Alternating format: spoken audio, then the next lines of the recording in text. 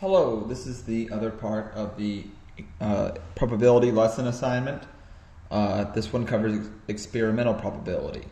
Now, experimental probability is more concerned with probabilities that you can only see through repetition, right? Like through trying something out, through experimenting. I'm talking about what an experiment is. Now, you've seen the word experiment in your science class, and you may be wondering, what's it doing in my math class? Well, you'll see here in a second. An experiment is an activity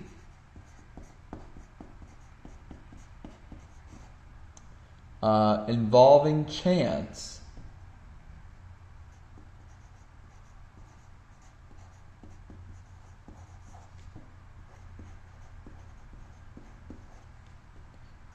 in which results are recorded.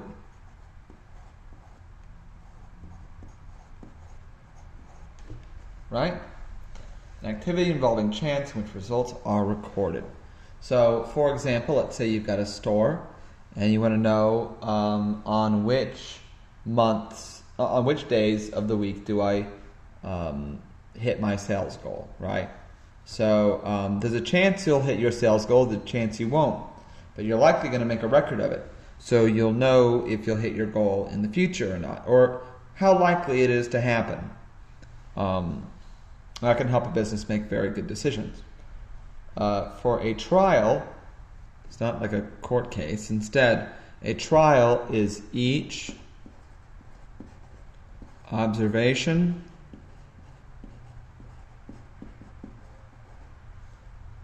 of an event.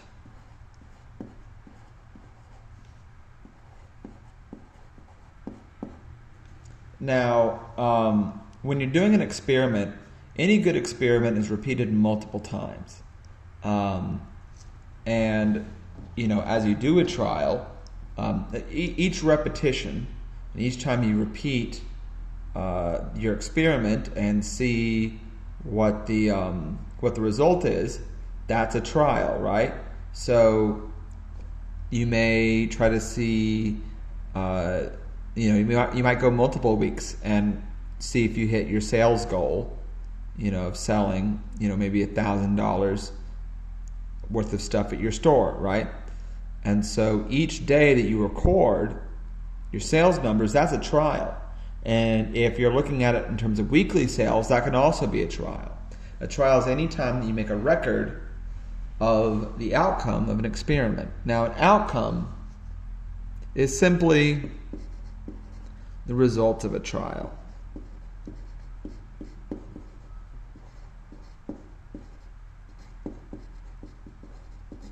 Right? Those are the results of a trial. You may look at and see like, oh, I made $1,200, or $800. I met my goal, or I didn't meet my goal, or for the week I hit my goal 3 days out of 5, or 4 days out of 5. That's an outcome. It's an observation, or it's what you see in the observation, right? It's what you'd be writing down on your little paper. An event is a set of one or more outcomes.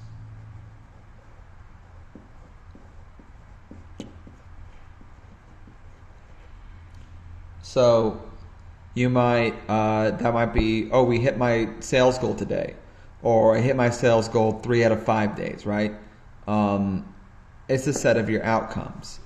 So that's an event. An event is a thing that happens that you would be writing down. But it may be multiple things happening. So it may be one or more outcomes, right? Maybe it's hitting my sales goal for the entire week. Now, a probability measures the likelihood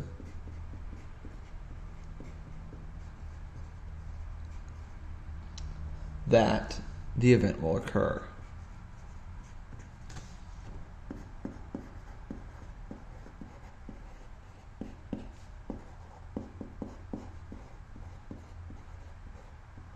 Okay? Let's measure the likelihood the event will occur. So when we talk about that, we might talk about the probability of flipping heads on a coin is equal to 1/2, right? Or the probability of rolling 1 on a die is equal to 1/6, because 1 side out of 6, right? These are all probabilities. Now, your probability will rank from 0 to 1. Something with a probability of 0 is impossible. It's not going to happen. So these are things like a unicorn's going to come in the room and start teaching the class. Not going to happen. Number 1 is something certain.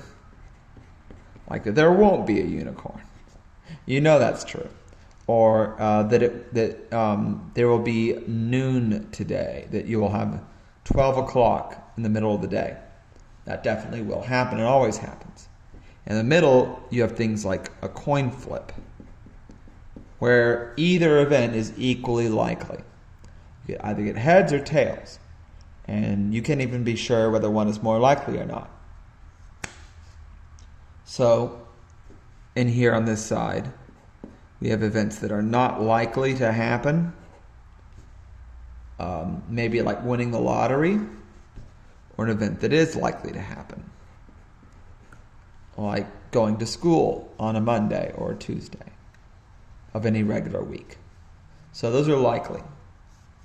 And here's the probability. It will be above 1/2 if it's likely, below 1/2 if it's not likely. Number of times a probability of an event is a fraction. The numerator, it will be the number of times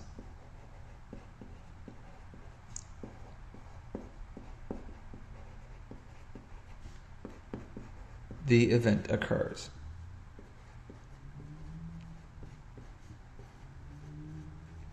I had to re-record this video.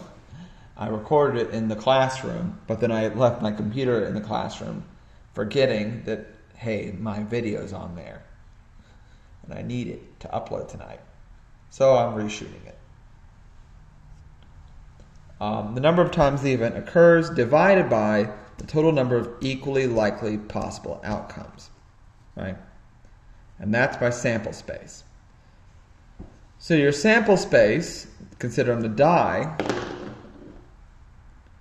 are your equally likely possible outcomes. So there are 6 outcomes, and they all are equally likely, from a 6 to a 5 to a 1. They're all equally likely. Even the high numbers, the middle numbers, and the low numbers, which makes them very good for games. So your sample space, let's consider the question, what is the probability of rolling an odd number on a single die? So we need to consider every possible outcome. 1, 2, 3, 4, 5, and 6.